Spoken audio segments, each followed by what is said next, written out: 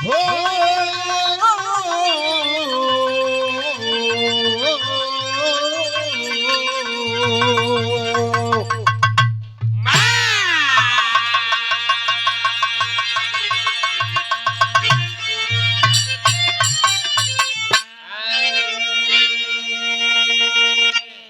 हमार गावल बा, लेकिन हमरे गावे के लायक बा, आप लोगन के सुनल बा, आप लोगन के सुने के लायक बा।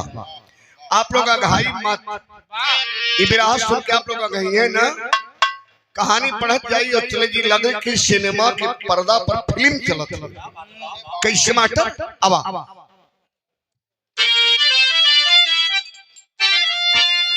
एक सिक्का पाकी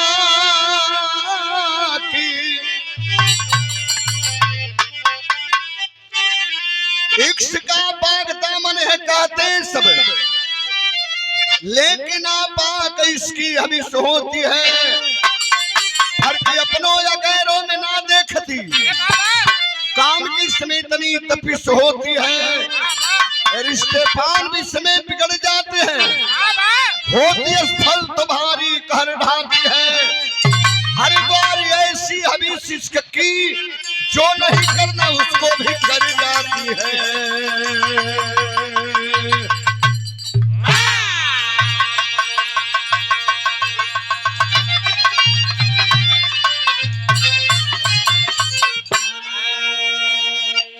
पुरनिया बाबू लोग खिस्सा के लिए हो, इश्क न जाने जात कुजात, भूख न जाने जूठा भात, और नींद न जाने टूटी खा।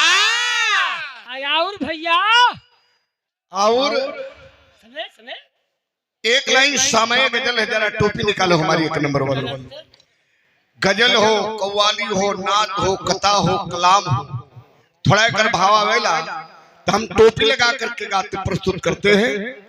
और आप लोग टोपी वाले के नाम से ना, शिकरम बाबू बड़ा देर से टोपी के इंतजार में बैठल रहा। आइए दीजिए, क्या बात।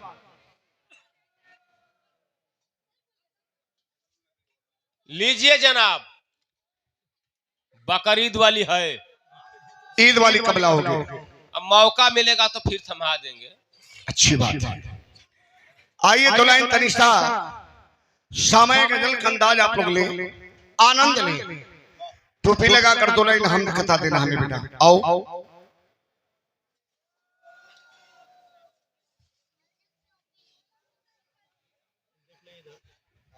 बड़े बुजुर्गों का मैं एहतराम करता हूँ, बड़े बुजुर्गों का मैं एहतराम करता हूँ, मेरा उसूल है पहले सलाम करता हूँ। अरे वाह, देते हैं दुआएं और बढ़ाते हैं मर्तबा, फिर बाद में बैठकर बड़े अदब से उनसे कलाम करता हूँ। अरे वाह। आइए जनाब, अस्सलाम वालेकुम।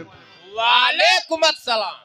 खैरियत खैरियत है जनाब, सुकून से है, बिल्कुल। आदाब, पूरा दाब की देखा, गलत अल्फाज नहीं बोलने का। अल्फाज कहला भैया। ये जो टोपी लगाए बैठे बाबूजी, या खुद में कौम के मुसलमान नहीं है। वाह वाह वाह, क्या है? हम सब सिंधु हैं। वाह वाह वाह, सिंधु है। सिंधु वो कैसे? 6743 जातियां जो यहाँ के मूल निवासी हैं वही सिंधु हैं। हिंदू बनाने की तो होड़ लगी है। अरे वाह, यहाँ तो अलग अलग जातियां हैं, ब्राह्मण हैं, ठाकुर हैं, वैश्य हैं, अहिर हैं, गणेर हैं, कुनबी हैं, कुहार हैं, लोहार हैं, धोबी है, धरकार है, बिंद है, बियार है, मल्लाह है, तेली है, तमोली है, चमार है, मुसहर है। वाह वाह वाह वाह, यहाँ अलग अलग जातियां हैं। वाह वाह वाह, खट्टिक है, खटखट है, कुजड़ा है, जुलाहा। हमसे आपसे बढ़िया वो है कौन लोग? जो मुहंडम है, मुसलमान। उनसे आप पूछेंगे कौन बिरादर है, तो केवल वो यही कहेंगे कि मैं मुसलमान हूँ। चाहे शिया होंगे, सुन्नी होंगे, जुलाहा होंगे, पठान होंगे, ये नहीं कहेंगे कि मैं पठान हूँ, वो कहेंगे कि मैं मुसलमान हूँ। हमसे आपसे पूछल जाए तो हम बिंद है, ये खट्टिक हो, ये चमार हो, ये मलाह हो, अहीर हो, ये भाव है। थोड़ा हिम्मत रखिए और सोच समझ करके बोलिए। हम कव्वाल हैं, वो कव्वाला है। ये मेरी मोहतरमा जी है। वाह वाह वाह, गुलेनार है। ऐसे कहिए, क्या बात है। क्या बात है। शायर है।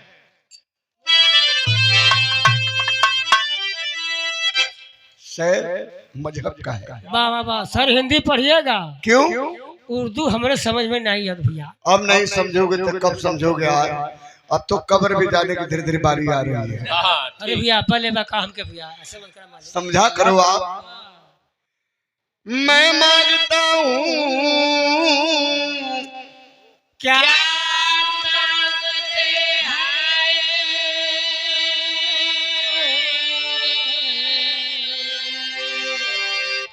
तीन दो पाँच। आप लोग पांच परमेश्वर हुआ हमारी जिंदगी का, लेकिन हमारे आनंद में आप लोग बिघिन मत डालना। बाबा वो क्या भैया? मैं इंटर हमारे और मेरी मोहतरमा के बीच में जो बातें चली इसमें आप लोग इंटरफेयर न करें। क्या मतलब है? अब हम शायर पढ़े तो आप लोग पीछे से करें कि ये क्या मतलब है। मैं मांगता हूँ, अरे वाह, मैं मांगता हूँ तो नहीं देती है। अरे वाह, इनको दे देना चाहिए। पहले धैर्य रखिए। मैं मांगता हूँ तो नहीं देती है, जवाब मेरे सवाल का, जवाब मेरे सवाल का, और देते हैं तो खड़ा हो जाता है। वाह, यही गलत करता है जनाब, खड़ा नहीं होना चाहिए। पहले विचार करो ना। देते हैं तो खड़ा हो जाता है। रोम रोम मेरे जज्बात का, अरे वाह, दिल करता है क्या करता है।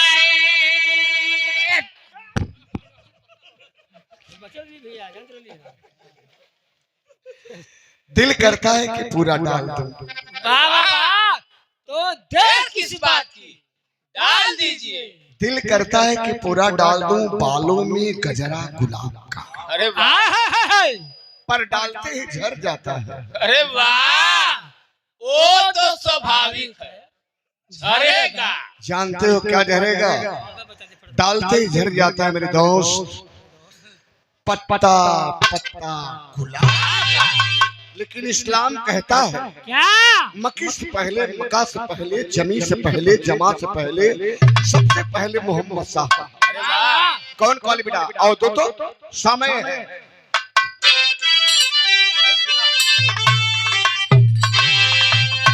खुदा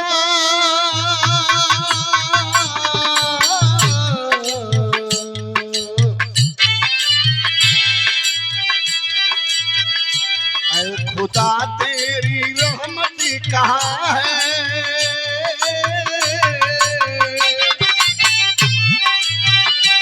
ऐ खुदा तेरी रहमत कहाँ है।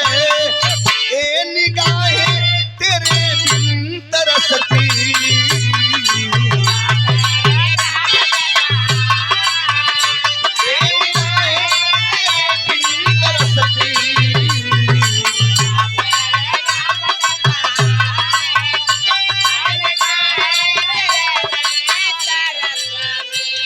खुदा तेरी रहमत कहाँ है।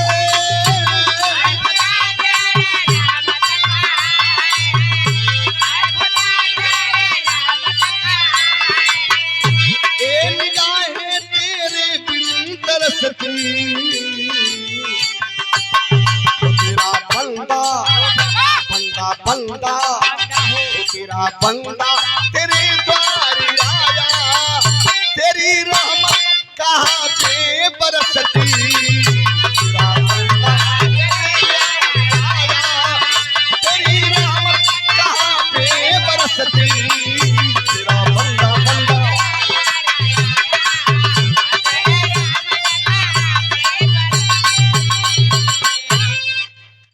और हमारे बड़े का भैया देखिए, आपके लिखे गीत हम भी गाते हैं, सुषमा सुमन त्यागी जी भी गाती है, तमाम कलाकार गाते हैं।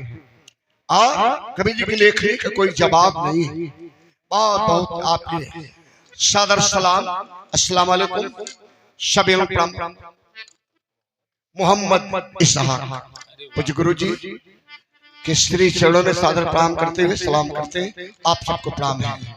शिकरम भैया कहाँ गए उन्हीं के ऊपर वाला ने जो बनाया है, बड़े फुर्सत में बनाया। हमरे बिरादरिये की रंग ऐसा हो, समझे तो है ना। तो हम बिरादर है, लेकिन पता नहीं कहाँ से लादगो हो गिला घमलौर में। आई बिरहम बड़ी अनमोल लाइन है। कैसे मास्टर दाता देखा, ये वीर के आदर करे वह बिरादर है। अरे वाह, ये तो है ना। यहाँ बिरादरी बनाई गई, वहां से हम आप एक आए, निश्चित रूप से एक आए। जाति नहीं वहां से बनाई गई, जाति तो यहाँ बनाई गई। कर्म से आदमी महान होता है। न वहां से कोई हिंदू हुआ न मुसलमान हुआ, इंसान का औलाद केवल इंसान आया। निश्चित रूप से यहाँ आने पे चुन्नी कटल छुन्नी कटल तो मुसलमान बनावल गल, खतरनाक नहीं। वहां से कटल कटावल नहीं आया। नहीं गुरु जी हैं। आई क्या बात है बेटा। बेइरादा हो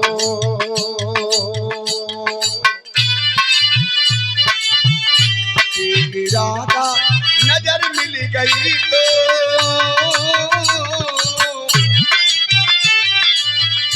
बेइरादा नजर मिल गई तो मुझसे दिल मेरा वो मांग बैठी।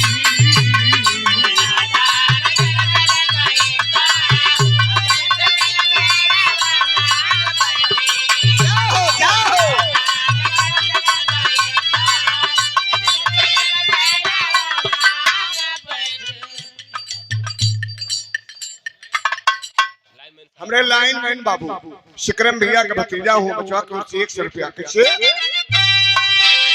बेइरादा नजर मिल गई तो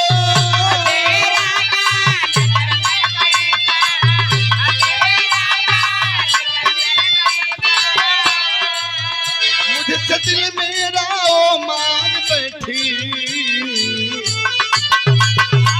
लिखने वाले ने खूब लिखा है बाबू। क्या लिखा है? प्यार दिल में हो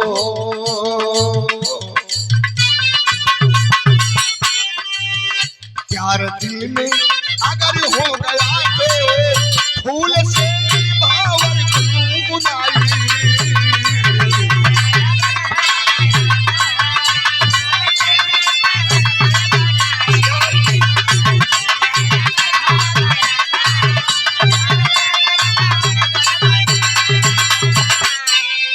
प्यार कहा love is God and God is love.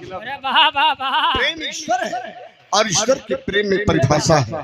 प्यार अंग्रेजी के 4 अक्षर से बना। कवर कमान LOVE लव, लव के हिंदी प्यार। अरे वाह, अगर यल से ले ला तेल से मिलेला लेक आप सारो से उसीन आप टीयर भी से वैल्यू ऑफ टाइम ई से एंड ऑफ लाइफ। अरे वाह, तेरी हिंदी में बतावा भैया। टोटल हिंदी बाबू खाली समझे की कोशिश करा। कहानी कहीं से शुरुआत होगल बाबू, जितनी गौर करेंगे कहानी प्रेम से आपको सुरंजी पानी तरह साफ हो चल गया। आप डाको तो फिर सियालकोट नगरी थे संकपति राजा,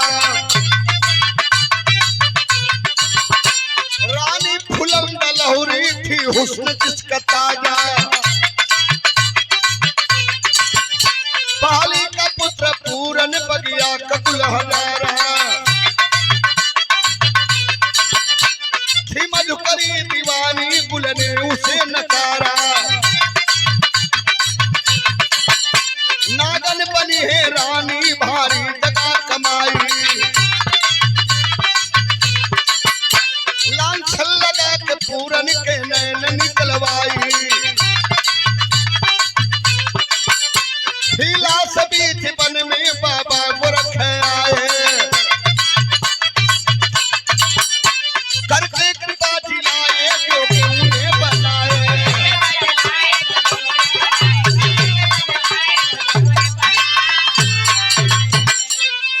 इतने कहानी मिलल बाबूजी।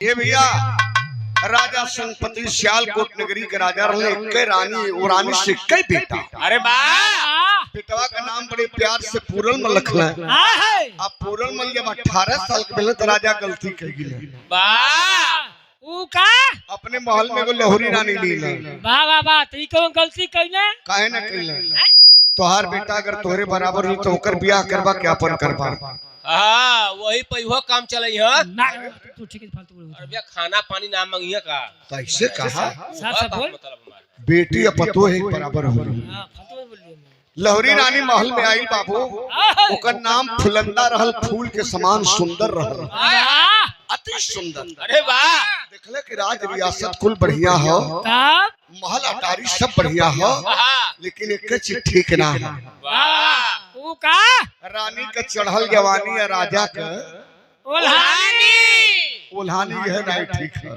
हाय हाय 15 दिन तक जोहत लेकिन राजा सुहाग रात में ना गिले तो 16वें दिन आंगन में बैठ के सोचत थे कि जवनिये भार हो गई हाय हाय महल माहौर लगे लगल सेज नागिन बन के डसे लगल वाह आ संजोगे रहल हां कि राजा के बड़ी रानी का बेटा पूरनमल रसोई घर में से खाना खा के बाहरवा हथवा धो जातल आ लहरी रनियवा का नजर जब पड़ल बाबू हाय हाय तब मोहाई गिल हो अरे वाह हम बताइले कि बढ़िया मेहरारू के देख के मर्दन आम होता हाँ बढ़िया मर्दन के मेहरारू देखले तो कहले कि हां त हाँ तो करिए लेकिन दांत का ट्यूबलाइट या चमकाला भाई यह बात सही कले है 9 बजे क्या बेइज्जत कर रहे हो भाई साहब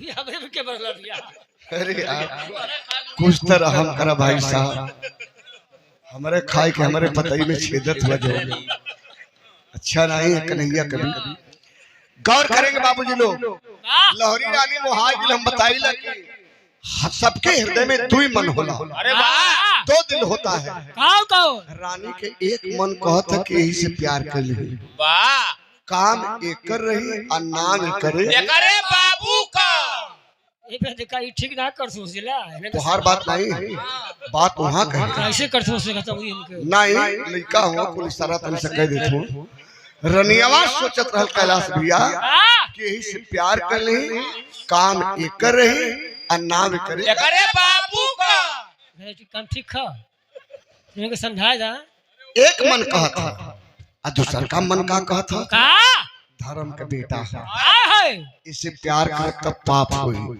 लेकिन बाकी दिल ललकार उठा के अरे वाह ये भैया जवानी अंधी होती है वाह वाह बाकी दिल ललकार उठल के जाए तो बेटा है ऐसे का हाँ इसे प्यार कर ले काम ही करिए नाम करे बाबू को हुई हाँ दासी को बुलवाते हैं पूरनमल तो चल गए आ दासी को बुलवा कल के पूरनमल से कह देना रात के 12 बजे कटार फीटा लेके ससवर के आएंगे मैं उनका इंतजार करूंगी अरे वाह दासी कहले बे घड़ी रात के 12 बजे उले बे जाके पूरनमल लहुरी रानी का दरवाजा खटखटा देना आज जब दरवाजा खटखटोले आवाज देना कल की माँ माँ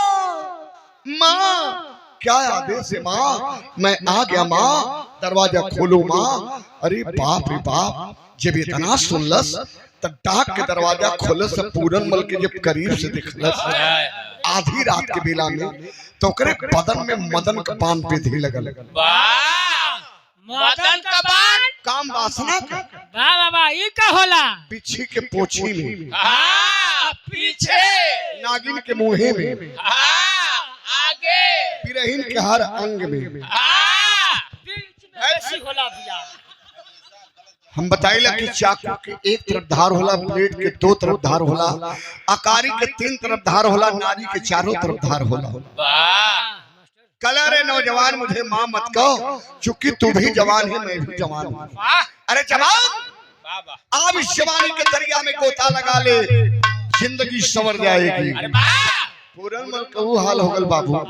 कीड़ा काटे न लहर आवे गनगन गनगन कापत हो कलम आई का कहलू हो हमार ब्याह भइले ना तोहार भले हमरे बाबूजी से भइल यह कहत ओकरे पैरवा पे गिरल चाहत हो आ तब से रनियावा उठा के अपने अखबारी में भरल चाहत बा सड़क के कैसे पूरनमल भाग निकलना बाबू लेकिन गलती का भइल उनकर कटार फेटा छोड़ लेलस जाके कोप भवन में सूत गई राजा संपत्ति के पता चलल के मां लहरी रानी कोप भवन में सुतल है तो गईने मनावे लगल तो एहर शेहर घूम जाए हाँ, आ एहर शेहर घूम जाए एहर शेहर एक बेर कटहिया बिल्ली ने भोकल मत छूना मेरी बदन को हाँ, कला अरे न छुई न डोई तब कालू यहाँ फोटो खिंचवावे हाँ, अरे नेवा कला हाँ हमार ब्याह अपने बदे के लिए अपने बेटा बदे के लिए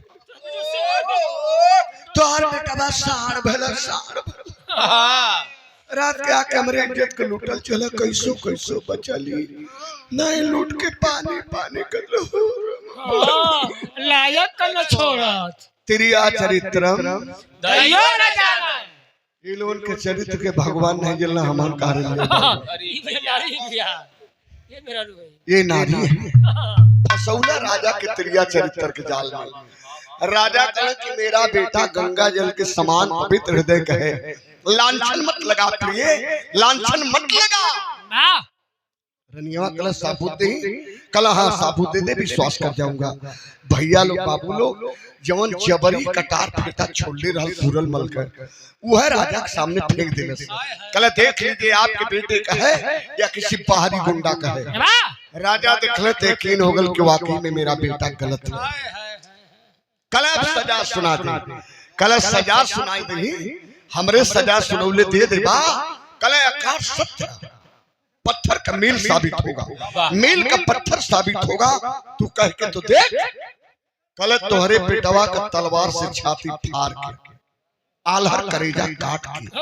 थाल में सजा जा दोनों आंख निकाल के आह कलेजा थाल में सजा के जब तक न आई तब तक न खाई न पियब न सूतम न बैठब मर जाई ओहो, कलम हुआ मछिया 1 घंटा के अंदर राज दरबारी जरलादों को राजा आदेश दिया कि ले जाओ मेरे बेटे पूरनमल के हाथ में हथकड़ी लगा लो और ले जाओ जंगल के बीचों बीच छाती फाड़ कर कलेजा काट लेना दोनों आंखें निकाल लेना लिया के लहरी रानी के दे दो महल में ही आदेश है वाह, जरलाद हाथ में हथकड़ी लगा लेना बाबू देख के घोर जंगल में जब पहुंचले तब पूरनमल रोवे लगे हाय, हाय, भैया जरलाद लोग कहाँ ले जीवा जा हमारा खिया कलेजवा निकलवा जाना तई रास्ता है ये जंगल हो ये भैया एक पटक के हमारे सबसे पहले दोनों आंख निकाल लिया जा ना आंख रही ना अपन कलेजा देख हाय, हाय, ए भैया जरलाद वही पटक दिए और आंख कलेजा दोनों निकाल लिए नंगी लाश बेकफन के ही रास्ता के बगल में पड़ल है आंख कलेजा तो महल में चल गल लेकिन लाश वही रास्ता के बगल में पड़ल आयल के ये भोर के बेला होतल गुरु गोरखनाथ सरगी बजाओ भजन के गावत आवत हला आज जब नौजवान के लाश पर नजर पड़ल गुरु गोरखनाथ का ठिठक के बाबू आ ठिठक के जब ध्यान लगोले तब कभी लिखत हुआ कल कह रे ये तो बिल्कुल निर्दोष वाह, निर्दोष के सजा ना मिले चाहिए वही गुरु गोरखनाथ बैठ के बाबूजी शोक साधना के बदौलत पूरनमल को जिंदा कर दिया आ जिंदा के लिए मठ में 12 साल योग सिखौला आज अब 13वां साल लगल कले बचवा तो जोगी हो गिला हाय, हाय, कले गुरुजी आदेश कले लाल जौन माई तोहार रखिया कले जवानी कलोले रहल वही माई के पास जा आधी रोटी के टुकड़ा लेके आवा बेटा ईमान न डिगे तो समझ सच्चा जोगी वाह, ए बाबू 12 साल बीत गली 13वां साल हो आज जब चलल हो तो उनकर वेशभूषा कैसल मास्टर क्या बात है तर्ज बदल गई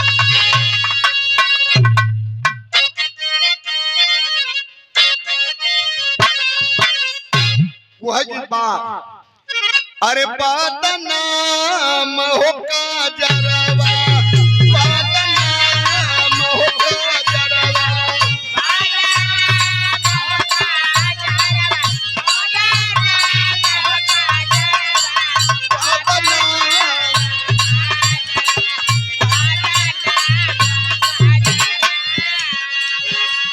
लेकिन जब चलना पूरनमल तो उनकर वेशभूषा के चल तनी गौर करिए बाबूजी कैसे बात अरे सोहसा रंगी हो कूदरिया सोहसा रंगी हो कूदरिया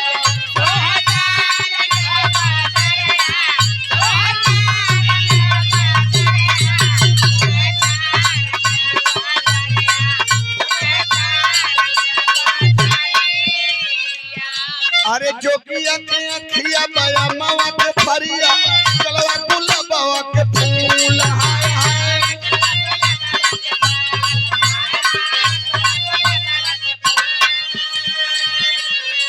नैया लगला बाटे गुरु के चरनिया भिया गई ने एक धूल हो गुजरिया सोहसारी हो गुजरिया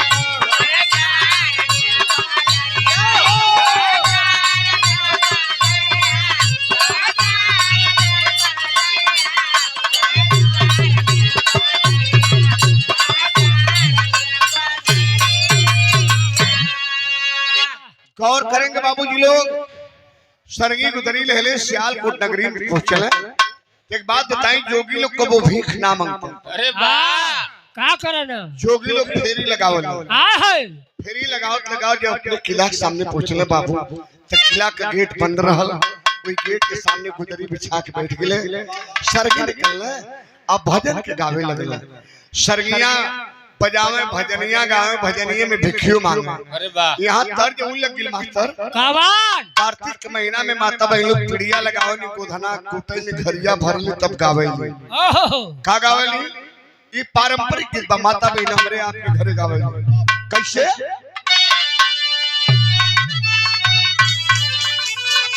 लगल पीड़िया अरे छोड़ावहु ना पवाली की आई गई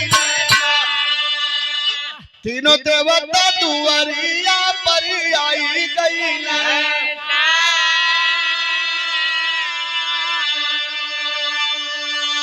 यदि कर सही तिया लौटाया भैया बीरनु छोड़ाई ले तीना आपन लगाली पीड़िया छोड़ाई हो ले तीना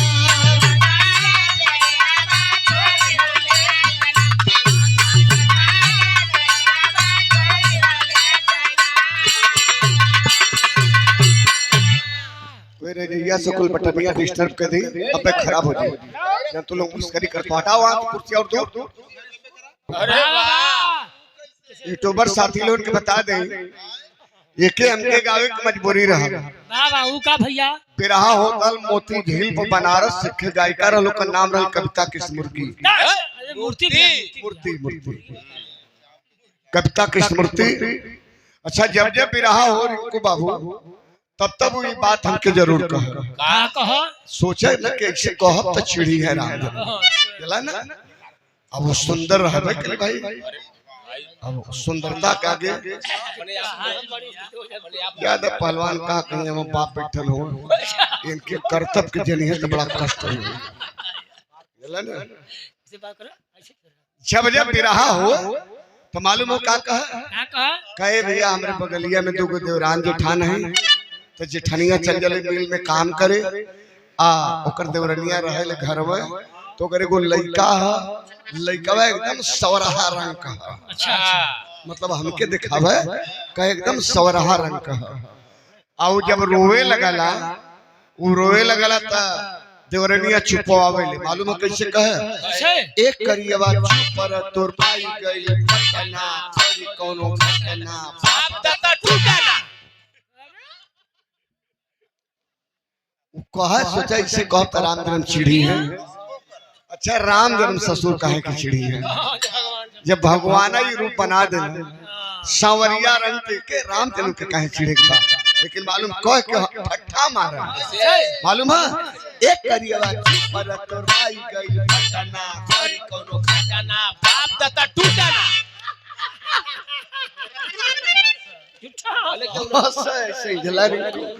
बस एक दिन रेल देख ली यही मंचवा में भैया कितिया से कितिया के जवाब दे जला होके समझा का कहे ले मास्टर आवा उखिया में खेलालू अरे उखिया में खेलालू अरे हरिये में खेलालू भूलाई गईलू ए गोरी भूलाई गईलू यही करिया सुधिया भूलाई गईलू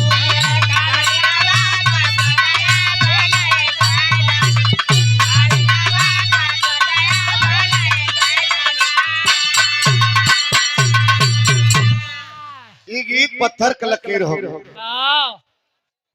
बड़ा लोग डोले बजौले, लेकिन एक शुरुआत के लिए बाबूजी लगभग है 92 के दशक रहा, 92 90 92 के दशक में एक गौले ली लकीर हो गई। लेकिन तब से पूरन मल कोई गेट के सामने गुदरी बिछा के और सरगी बजावे, भजनिया गावे, आ भजनिया में भिखी मांगे हो बाबा का मास्टर बने के भिखरिया आईली हमारा उरी दुआरिया मातरिया मोरी हो मातरिया मोरी तानी बारी का झोलरिया मातरिया मोरी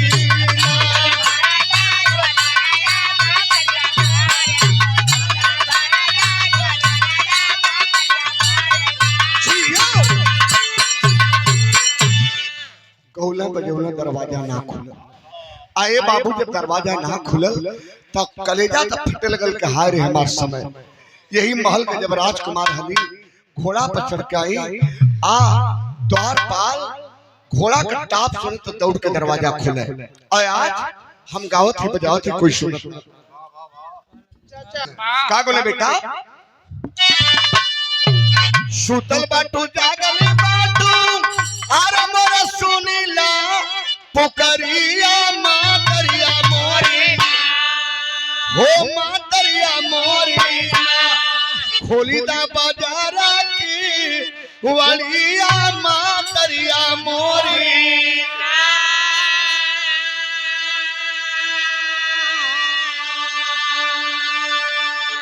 खोला हानल बजर के वाली हो पाई। दूसरी बार कहले तो उरनिया तीसरे मंजिला सुतल बाबूजी तड़ाक से उठ के बेड पर बैठल अखने लगल कि आवाज केहर साथ बा त ये मिलल की आवाज बिल्कुल सामने गेट पर से आवत है। तब बगलिए में करे को दासी सुतल हल दसियावा के जगावे लगल हरे दासी उठ उठ उठ अरे खनगनिया तोरे कोनो के तरी लाज नहीं बारे चेचा बाई के सुतली जईती तनी देखती गिटावा कौन त बाबा आल बगाव त मनवे मोह ले ओ बाबा के बुला के दरबार में लिया तो बाबा का सरंगी सुनब भजन सुनब।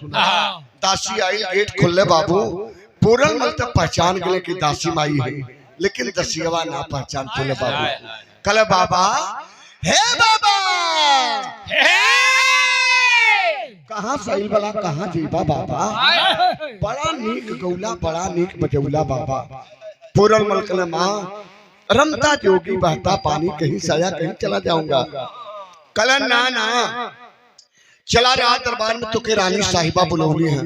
कल कौन रानी बुलौनी माई लहुरी रानी की जेठरी रानी दसियावा कल हम जानी हो कहा अरे भाई ना पता कहा का बहल बिलाए लाल हम अंदर से औथई ई लहुरी जेठरी पिछन कैसे जानता। कल नहीं बाबा लहुरी रानी बुलौनी है। कल ओ मतलब रानी फुलंदा बुलौली हाँ कला हाँ बाबा अब अकलाए लगल कले अहू मोरी बहिनी त नौ जानत ह त संहार के सरंगी जाय के रखल कि जौन माई अखिया कले जवा निकलवाए ले जौरे माई से भिखिया लोग उहे माई बुला ले संहार के सरंगी रख के जैसे आप लोग बिरहा सुनत है। आज ये धरती पर सही बीच में राजा का दरबार सज गल कोई पीछे बैठल हुए और अनियवा जब आई सिंहासन पर बैठल राजा बैठल पूरा दरबारी बैठल है तो फिर मोह आ गई देखल तकला हाय दैया अरे जोगी है कारे मोरी बहिनी कौन निर्दयी गुरु रहल जौन कांचे उम्र में जोगी बना देलस। पूरन मल एक पैर पर खड़े हो गए कहे कि माँ हमें कुछ कह लो लेकिन गुरु जी को मत कहो चूंकि गुरु गोविंद दो खड़े काके लागो पाए बलिहारी गुरु आपके गोविंद देव बताए। कले बाबा काले बा कलम आई तोहरे हाथे से आधी रोटी ले रनियावा कल रोटी तो न दे लेकिन झोली तोहर मोती से भर दे। कैसे मास्टर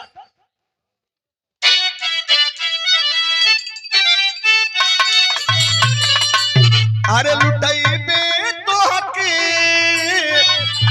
हीरा मोतिया बगिया बीच बेहतर जब बसंत के पैदा अरे हो पैदा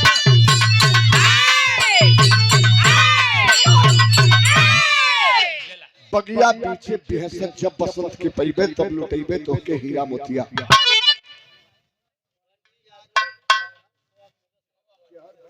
हो हमार बाबू बैठल हो, चचा हो, बड़का बाबू, हमके आज केहू ना पहचानत है। हमारी समय हो गई तभी राह में कहीं छठ माई के गीत लगल बेटा। कौन गीत बा? आवा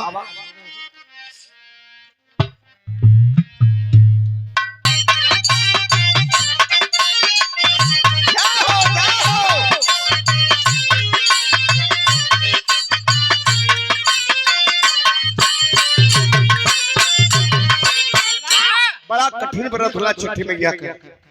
जहाँ घाट बनल होला माता बहन लोग भोर के बेला में चले आ बहनी रहले सर पे चले ली और यह गावत चले ली। का गावली मास्टर? आवा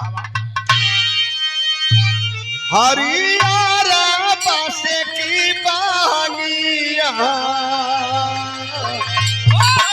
कांचे बासे की बहनिया बहगिल पकाती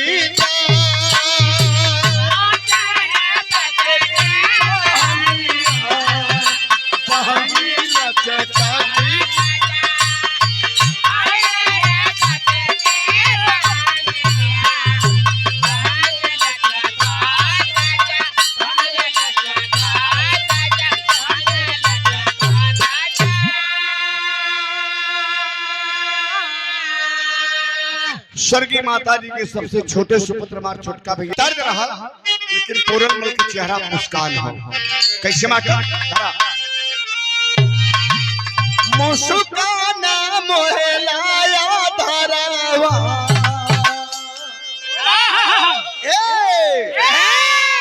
मुस्काना मोहलाया धरावा कोई से चिन्ह लो ना जा।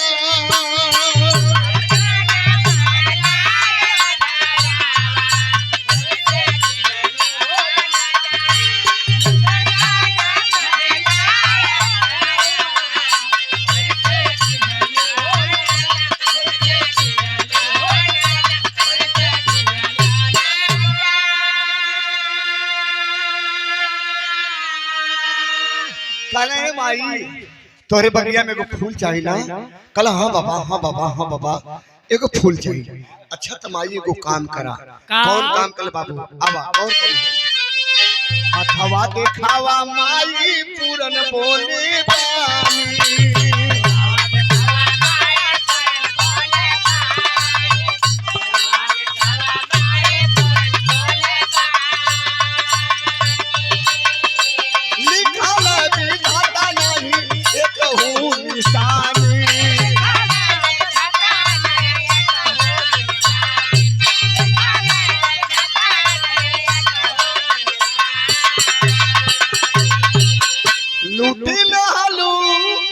कोई के सहारावा ए माई दगवा का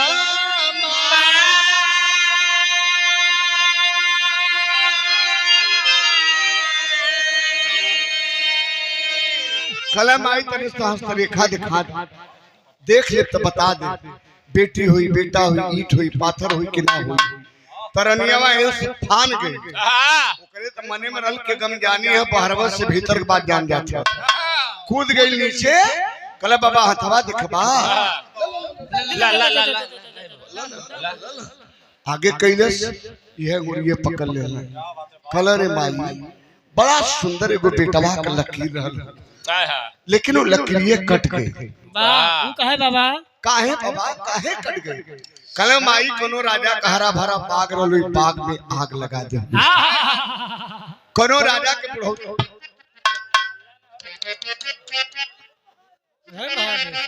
कोनो राजा के बुढ़ौती के कट ठेगुनिए काट दो तभी लकड़िया कट गई। कल सुना खोल के बतावा क्या वजह है? पिंगल तो मत पढ़ा, खोल के बतावा। 12 बरिस बीत गल, ये 13वां बरिस हमारी बाग में को फूल न खिलल। कलम आई हम फूल खोल के बताओ थे तोरे पल्ली ना पड़त। अच्छा तो कल ए माई हमके डाटा मत, तोरे हथवा करे खवा कुछ हमसे बतियावत बा। यहाँ तर्ज बदली मास्टर नटनागर बिरादरी के गीत हो। अरे वाह, गीतिया से बढ़िया गनवा का भाव हो। कैसे मास्टर? आवा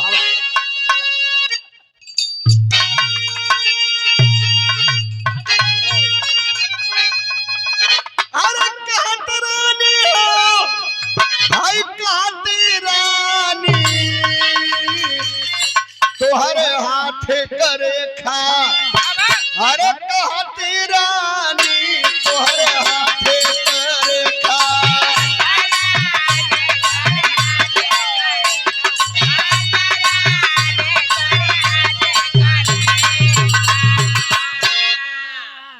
कल ये तो जानल चाहते हैं कि हमारे हथवा करे खवा का कहता आ लकड़िया कहे कट गई तब बताओ तुम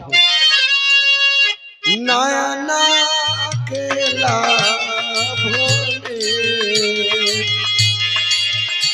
नयन लूटी ली हालू अरे राजा के बिहकत चमन लूटी ले हालू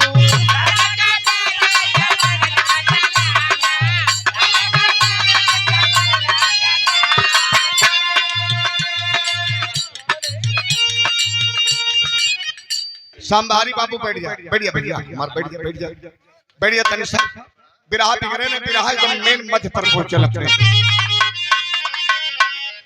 काला जल्दी कर भैया सीताजी कोई बात ना हो बस बिरहा बिगड़ दी भैया खाली आनंद ला जा बस ए बाबू पूरन मल कलंक के माई तोरे हथवा करे खवा बतावत बा कल तब से राजा संपत्ति कलन के रे बाबा खोल के बताइए अरे वाह 12 बरिस बीत गई 13वां बरिस लहुरी रानी के गर्भ से को बेटी बेटाना भइले कले राजा हम कुल बता जल्दी तोहरे पल्ले ना पड़ल का बताई हो राजा बतिया बतावत छतिया फाटे ले हो राजा कले मतलब कले आज के 12 बरिस कोनो राजा के को बेटा रहला 12 वर्ष पहले वही बेटवा से तोहार लहुरी रानी नयन चार करे लगल वो बचवा इनकार कर गेले तो जानते हो अंजाम क्या हुआ बाबा दोनों अखिए निकाल गई छाती से छाती मिलावल चल लेकिन वो इनकार कर गेले जब छतिया से छतिया ना मिलो तो छतिया फाड़ के आल्हर करे जवा काट गल हो राजा नंगी लाश पे कफन के जंगल में फेंक गई गज भर कफन ना मिलल आंख कलेजा महल में आएगा इतना कहत पूरन मलक न अखिया सावन भादो के धार बन गई बाबू हम बताइला कि औलाद का दर्द बड़े बड़े औलाद के पानी पानी कह देला आज जौन बा राजा संपत्ति के बेटा का दर्द भरल है ऊपर आज जब भरल है ऊपर बाबूजी तो खींच ले म्यान से तलवार कि मेरा बेटा निर्दोष था एक काम वासना के चक्कर में हमारे बचवा का आंख कलेजा निकलवा लेलस तो आज एकरे बदन के दरबार के बीच बीच हजारों टुकड़ा बनाऊंगा कोई गिन नहीं पाएगा अरे वाह रनियमा भादो के भीजल गाय ने गनगन गनगन कांपत है आए हो बाबू ई बाबा तो गलवा मुकाड़ल मुर्दा कबाल देहलस आ रात दरबार के लोग सारे लोग खामोश हुए सारे लोग खामोश हैं लेकिन वही समय बाबूजी जब ही तलवार तल्ला तब से टांग के पूरल मल के पास गई की बाबा हमें बचा ला नहीं राजा काट डली है ए बाबा हम अखियों निकलली कलेजो निकलवली लेकिन काहे बिरहा में यहाँ बिरजा बाहर लगी बेटा आओ तो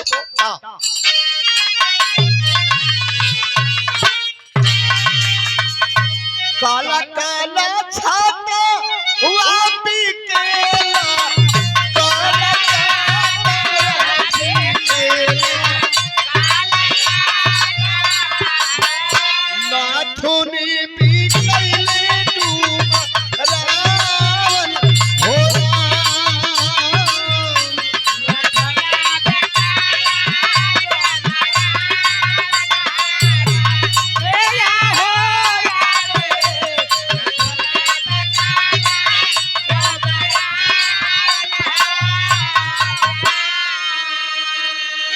बर्थना खोर के भैया के प्राण बा लेकिन रनियवा कहे ए जना हम सीन दिखाईला कवान जब राजा भरथरी जोगी भरथरी बन गेले त धारा नगरी उज्जैन में गईना अपने रानी के माई कह के भिक्षा मांगता है झोरी गुदरी ले ले आप लोग टेलीविजन पर देख ले हो हर जगह के सीडी में टीवी में हमारे आवाज में देख ले हो लेकिन आज तनिषा बिरहवे आप लोग आगे सुने कहले मालूम है का कला मास्टर हम अखियों निकलौली कलेजो निकलौली लेकिन काहे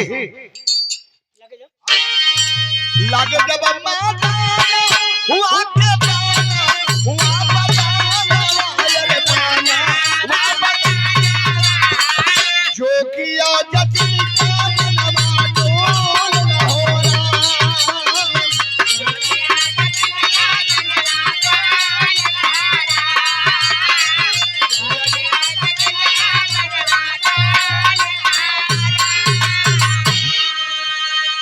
बाबा अरे कलेजा में जब काम वासना के बाण लगेले हो तब बड़े बड़े ऋषि महर्षि अति मुनि महंत का आत्मा डगमगा जली बे बाबा वाह भैया हम ता भला हमसे गलती हो गई बाबा क्षमा कर दा आज की राजा तलवार मरबैत केने मरना खाच से पूरन मल टाक करके तलवार की धार पकड़ ली खबरदार राजा क्यों माँ की हत्या करने जा रहे हो भला इसकी क्या गलती है रनियवा छतिया पीटे खेपतिया कहे हो बाबू का राजा छाती पीट के खेपात का कहे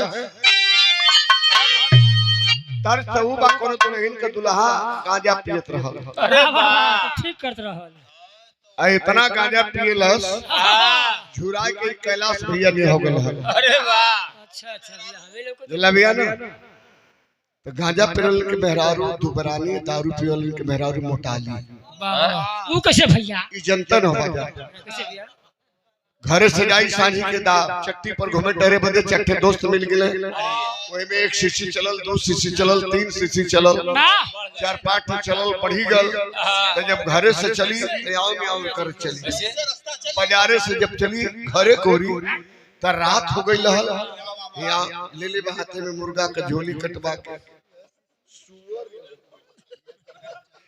ता चलत बा झुमर हिलत जात बा कहीं रास्ते में कुकुर का ठलौ गिने तो डांटी पहले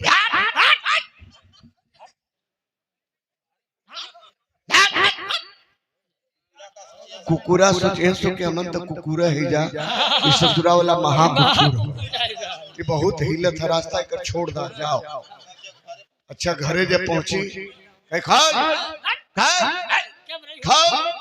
दुल्हनिया के वाड़ी खोल के खड़ा बा कहीं करे दो गलवा तो के लौकी तब ना का खलवाओ तो कड़िया तो खोल ले अच्छा तब बैठ जाई दुल्हन खाना वाना बना के लिए आई आज जब खाना बना के लिए आई तो के थाली आगे पड़ल लौकबे न करे नशा में है कोई भुइया में सान के चाटत है और चाटत के नमक डाली हो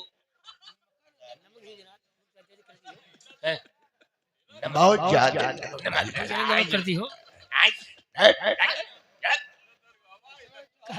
अच्छा था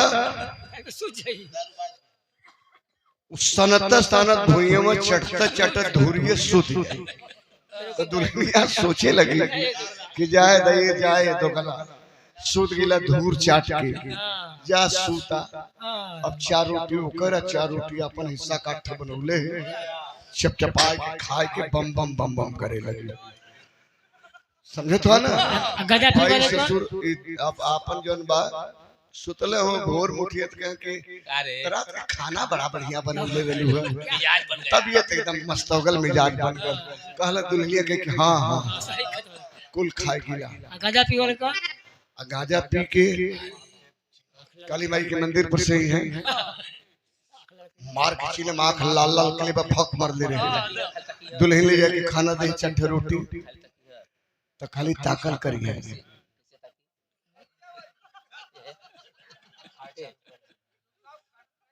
खाए चालू करी बोला मत दिया खाए चालू करी तो चाटे तो अपन हिसाब खाई जाई और दुल्हनिया से कह के औरो हो कह के हाँ औरो हो लिया तब देखत काहे लिया वो चट्टे तोहर दे 8 रोटी यह दौड़ दे दुल्हनिया यह जान के सूझे ज्यादा अपन रहल खाए खाए इनसे काम लोग खाए और अपने पे खैले सूझ जाई कि ज्यादा का बनाई अब रात हो गल खाए कि ना अपन रहल ना खाए कि ना तब अब तक ई बेखैले सुती है ई तो चाटे मार के गांजा के दम बम बमात है त गजवा पियोलन के दुबराली आ दरिया पियोलन के मोटा बिल्ला भी है ना त ई है स्थिति है वह दुल्हनिया गईलल घास करे डाड़े पे को गांजा का पेड़ पाए गई खुरपा लगा के उपार धल छाती से सटाई ले सटाई के गजवा से कहे मारे तर कौन गीत में बेटा आवा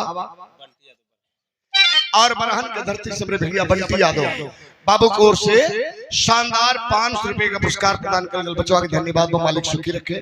क्या बात है।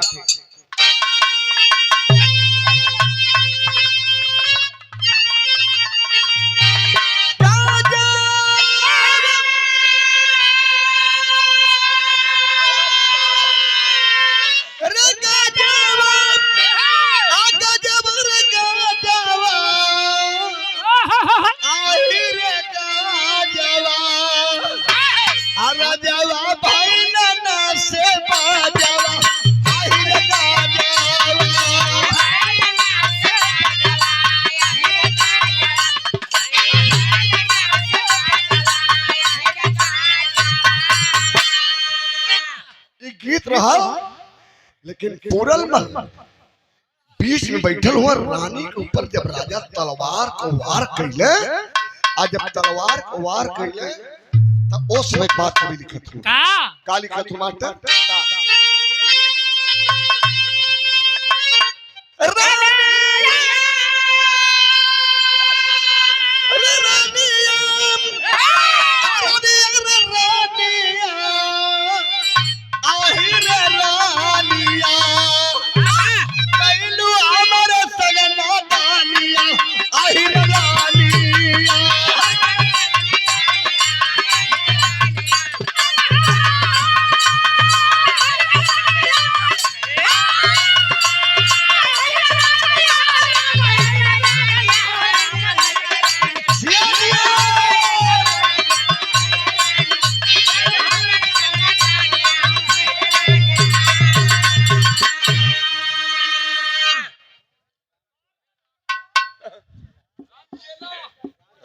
राम चेला बाबू वहां जमीन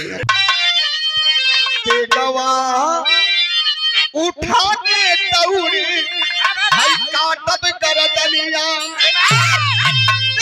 उठा के दौड़ी भाई काटब कर दनिया पूरा न बोले मिठी बनिया अहि रनिया तलवार राजा सेनापति रानी के ऊपर तलवार को वार कैलन ताक के पूरल मल तलवार की धार पकड़ लिए कहे रे राजा इस माँ की हत्या करने क्यों जा रहे हो भला इस माँ की कौन सी गलती है माँ तलवार के धार के सामने से हटो और जाओ महल में आधी रोटी का टुकड़ा लेकर आओ मैं तब तक राजा को समझा रहा हूँ। रनीवा तलवार के धार के सामने से हटल भादों के भीजल गाय में गनगन गनगन गनगन गनगन कापत जात है आया राजा के पूरल मलकल के राजा तलवार म्यान में रख लो क्यों माँ की हत्या करने जा रहे बाबा अब तक राजा कल्पे लगे बाबा जौने बेशब बचवा के आंख कलेजा ही निकल उलस वो कोई दूसरे राजा के बेटा न वो हमार बेटा रहा कला ना ना ना मैंने किसी और राजा की बेटी की बात बताया आपके बेटे के विषय मैं नहीं जानता हूँ नहीं तो अगर वाकई में आपका बेटा था तो आंख कलेजा ही माँ नहीं निकलवाई माँ नहीं निकलवाई बल्कि आप निकलवाई वो कैसे बाबा कल हम कैसे बाबा कल जरलादों को कौन आदेश दिया था यह रानी यह माँ या कल नहीं बाबू जरलादन के आदेश तो हम दिले कल फिर कौन सी गलती माँ की है एक बार अपने बेटे से पूछा हो ये भी एक बार अपने बेटे से आप पूछ लिए होते क्या उसने ऐसी गलती किया था पूछा आपने कल नहीं बाबा हम तो पूछ ली नहीं कल फिर तब कहा फिर इस माँ फिर इस माँ की कहा गलती है कलाकार हो कलाकार हो के आप लोग ना समझबा तनी बिरहवा सुना भैया इनमवा कम अब तनी सुना भैया ए बाबू तनी सा गौर करें आज जौन बा काटल पेड़ गिराई राजा हुई दरबार में अरराय की गिर तलवार छल से फेंकाई गई कल आए हो लल अरे हम अपने हथवा अपन बगिया बिरान कदली का हो लाल अरे हमरे कुल खानदान में कोई कोती पारे वाले नहीं रगल हो लाल।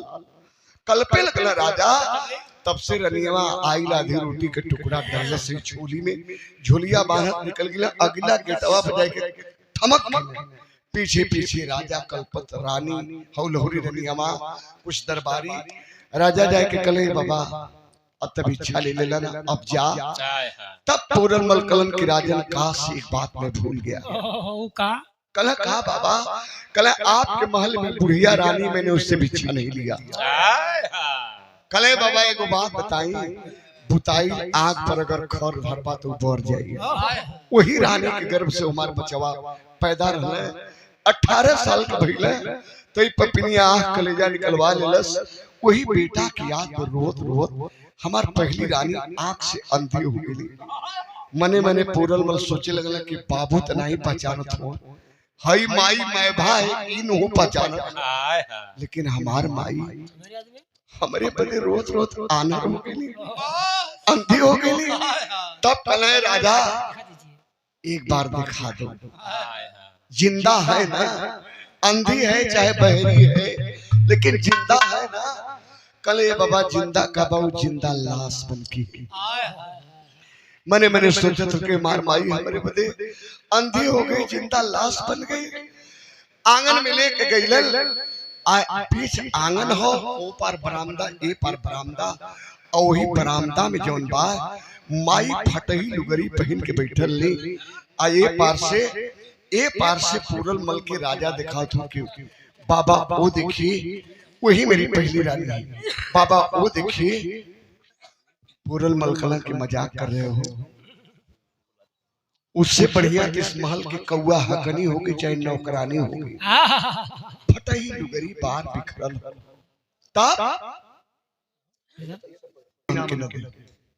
खाली आप लोग सुना बिरहा हमार 5-7 मिनट करो, आप लोगों से हाथ जोड़ा, कोई हमको इनाम देकर डिस्टर्ब न करे। देवे के होई तो बिरहवा खत्म हो जाते दे दिया, जब मन करी तब, न करी तो हमार बिरहा सुना जा, हमके कुल दौलत मिल जाएगी। वही मेरी रानी है राजा बाबा, वही मेरी रानी। देखले पूरन मल ममता फफाई फटे लगल कलेजा है रे हमार मतारी। यानी महल का महारानी रानी आज कौआ हकनी से भी बदतर भइली। आवाज ए पार से हाथ जोड़ के देहले, ऐसे हाथ जोड़ दे वो कलन की माँ माँ माँ माँ भिक्षा दे दे रे माँ, कोई जोगी आया है रे माँ। भैया हो माई के अखिया से दिखाई ना देता लो भैया, लेकिन जब कनामा में आवाज पड़ल अपने हेरायल हीरा के, तब माई सोचे लगली। का सोचे थे गौर करिए, बिरहा अपने मूल में आ गए बाबूजी। का सोचले बेटा, आओ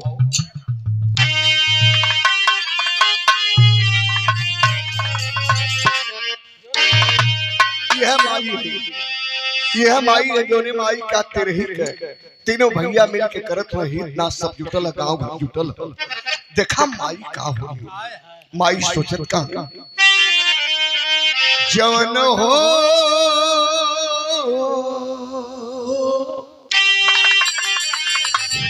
जवन हो सुगनवा तजे पिजरावा के उड़ी रे गइल। आज वो सुगनवा नवई मेरा अखिया की अंधी मैया सोचे अपन मनवा भैया। बोलिया सुगनवा के हमारे हो जनाई, हाय लाल कही के दौड़ी अनारी मतरिया बाबू। बोले पुरना जो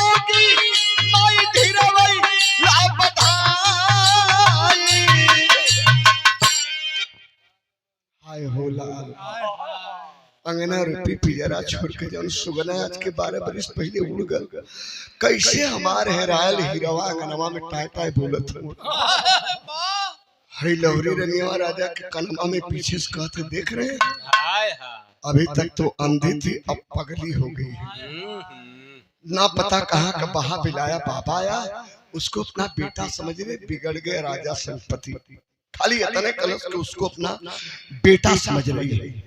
डांट कर कहा दिया, हराम खोर के औलाद खामोश हो जाओ, एक शब्द भी अगर उसके लिए कही तो हलक से जुबान खींच करके हरामजादी धरती पर रख दूंगा। उसकी ममता फफा रही है, फफा जाने दे, क्या जाने की माँ की ममता के हार रे।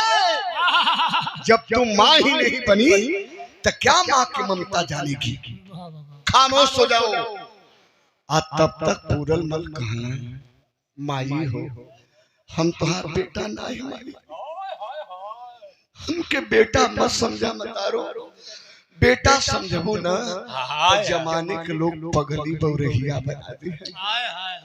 माई तोहार बेटा कहाँ चल गया बता दे। पुरना ललनवा तोहरो छोड़ के जहानवा गइला, हम बाने जोगी माई भिखियाई दा चुकाई।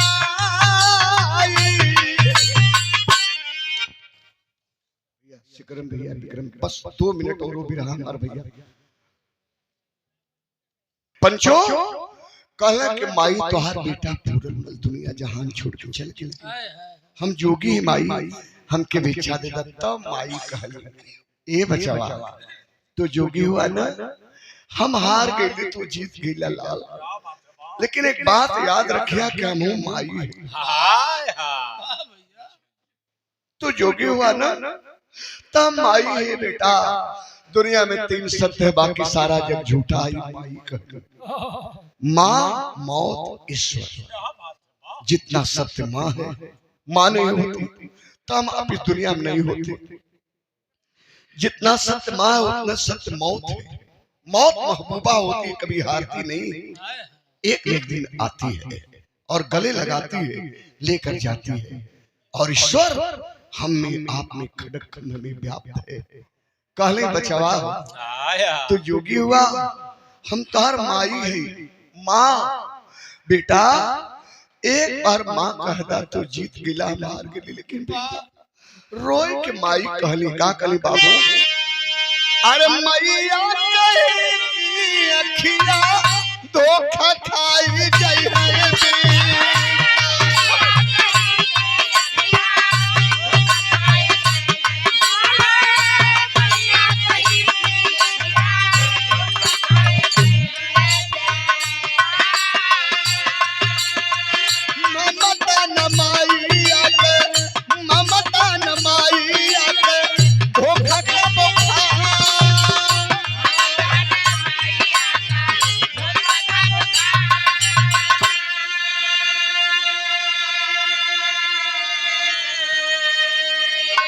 ए बचवा वो गर्भवा गवाही देता हो, जोने गर्भवा में पल के 9 महीना ओदे से जुदे भी नहीं लाल, वो गर्भ गवाही देता, वो स्तन गवाही देता, जोने स्तन का दूध पी के तू बड़ा भइला।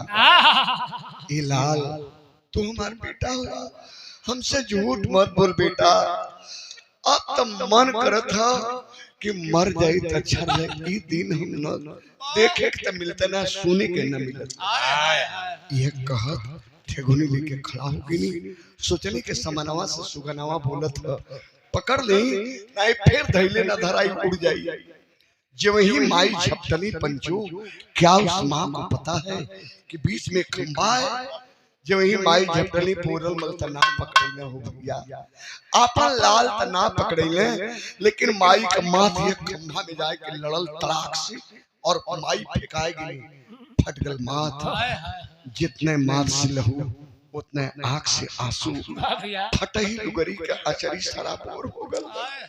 हाय लाल हाय लाल हाय पूरन, गिर के हुआ तड़पत ही। कौन सा ऐसा बेटा होगा बाबू, कौन सा ऐसा बेटा होगा जो माँ के हालात को देख करके उसका पत्थर दिल पिघल कर मोम नहीं बन जाएगा। फेंक के झोरी बदरी उसी आंगन में गए। जाके माई दौड़ के माँ का चरण चूम के और माथ कर लहू आंख का आंसू पूछे तो हाँ मतारो तो ठीक पर चल लो कि हम तुम्हार बेटा है, तुहार हेरायल हीरा है माई, तो हमार मतारी हो लेकिन कैसे कहीं हो माई।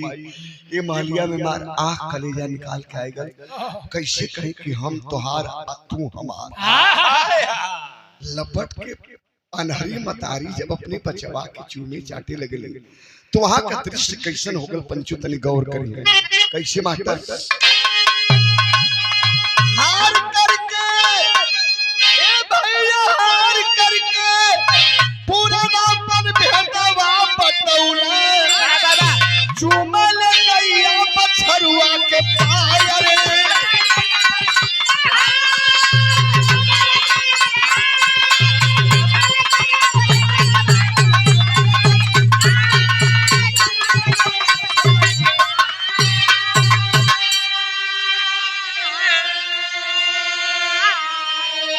हार करके पूरा नापन भेदवा बतौले चूमे जस गैया चाटे जस गैया बछरुआ के पाए।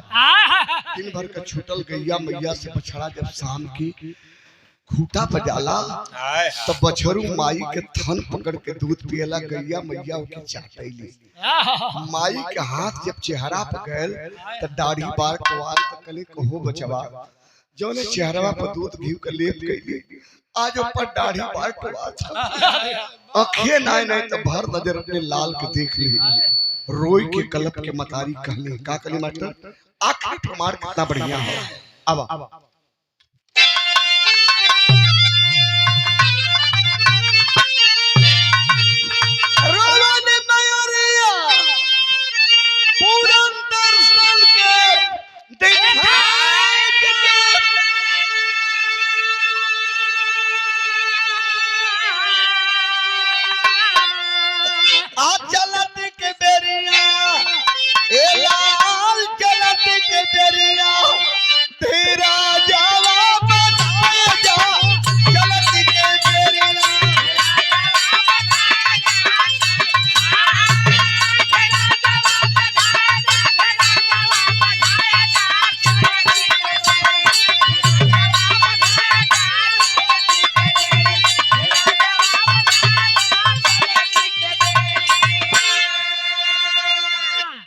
उसी आंगन में पूरनमल बैठ गए, साग लगा, सब लोग मूक दर्शक बनकर देख रहे थे। कोई कुछ बोल नहीं रहा लेकिन उसी आंगन में आसन मार कर बैठ गए। कहे कि हे पार ब्रह्म परमेश्वर, हे दयालु दाता, हे सदगुरु भगवान, ता जिंदगी कुछ नहीं मांगा नहीं मांगूंगा, लेकिन मेरी जन्मदायिनी माँ जो मेरे सृजन की जननी है आज मेरे लिए अंधी हो गई तो मैं माँ को क्या जवाब दूंगा। हे गुरु भगवान, हमरे माई के आंख का रोशनी चाहिए, तो हम नहीं, हमारे कभी नहीं, आपका इतिहास एक पैगाम देता है। क्या क्या पैगाम देता है?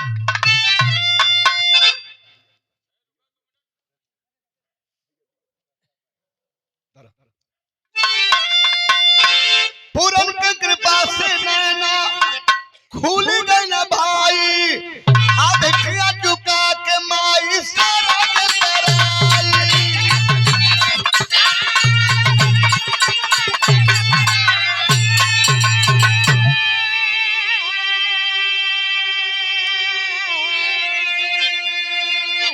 सर। आज माई की आंख से जब रोशनी दिखा निकला है, माई का आशीर्वाद खूब लगे भैया की, लेकिन पंचो माई के आंख से जब रोशनी दिखाई लगे तो अपन हालात माई जब दिखाई और खिया का सिया तेज हो गई। हर हर हर हर आंख चलते सावन भादों के धार जैसन आ पूरन मलकल की माई भिक्षा दे दा। अब तो देख ले लू ना, तो भिक्षा दे दा माई कली बचवा। ये पाप के महल में हमार का हो कि देही का तोहरे माई के बदन पे है फटही लोगरी कई बरिस से कई बरिस कई है लुगरी है यही के फारदा अलेला यह आंचल तब पूरन मलकला की मां नहीं मेरी दुनिया है मां तेरे आंचल में नहीं आंचल नहीं चाहिए माँ मुझे चरण का रस चाहिए चरण का धूल चाहिए माई हमारी जिंदगी सवर जाए आज चरण का धूल लेके माथ पर लगोले माई के प्रणाम कैले आज जब ही बाहरवा निकल जाता हूँ तब से माई वो पीछे पीछे कल दिखाई दे कहीं फुटपाथ पर भीख टुकड़ा मांग के जी ले एक दिन जिंदगी का आखिरी सांस ले ले पाप के महल में ना रहा तब पूरन मलकल की माई ऐसे ना हो तो हरे बदे ना विधना बड़ा देर से विमान लेके खड़ा है केहू के दिखाई नहीं देता माई हमें दिखाई देता विधना विमान लेके खड़ा हो एक पल एक घड़ी रुक जा जो वही माई थमकली है आप पूरन मल बहरवा निकलना हाय लाल कह के गिरनी माई के प्राण पे खड़ी निकल गई माँ मर गई माँ को स्वर्ग की प्राप्ति हुई अगला गिटवा जब गिला तो पपनिया लहुरी रनिया फूलन दबा के लेके राजा पैर पे गिर गया गोड़ पर क्षमा कर बाबू तो पूरन मल क्षमा की आज जब क्षमा की ना तो जो लकड़िया कट गलू जुड़ गई जुड़ा तो लहुरी रानी के गर्भ से वो बच्चा पैदा हुआ चौथे पल में और वह बेटा सियालकोट नगरी के उत्तराधिकारी हुआ उसका नाम क्या पड़ा इतिहास के पन्नों बाबू जरा गौर करेंगे बिखरिया लिया के पुरानी गुरु को चुकाए राजा भी रसालू नामक पुत्र पाए उस बच्चे का नाम रसाल कुमार पड़ा इतिहास के पन्ने में उसका नाम रसाल कुमार रहा उसकी शादी सिंगल द्वीप के राजा से मंगलम की बेटी पद्मावती से हुई जिसमें पूरनमल की अहम भूमिका रही पूरनमल की अहम भूमिका रही और यहाँ से हमारा चौथा भाग शुरू होला बिरहा का तो कहा हर दूर तो हर गुण के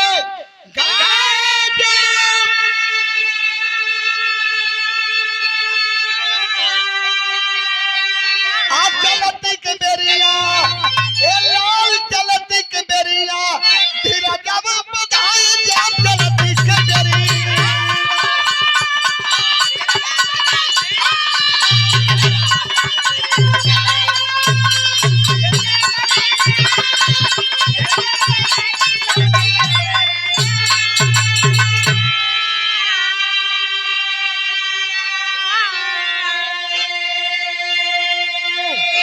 ये रहा भक्त पूरनमल की कहानी यही में एक चीज जो ने आप लोग देखले हैं भरथरी दर्शन का चर्चा जो हम करीला भक्त पूरनमल भरथरी दर्शन के नाम से भी रहा हमार पूरा वायरल हो गए जमाने में गावल गल और हर मंच पे आज भी लोग सुने लगा गवावल आप सबका स्नेह प्यार रहा लेकिन आखिरी में कहना हो क्या कहना मास्टर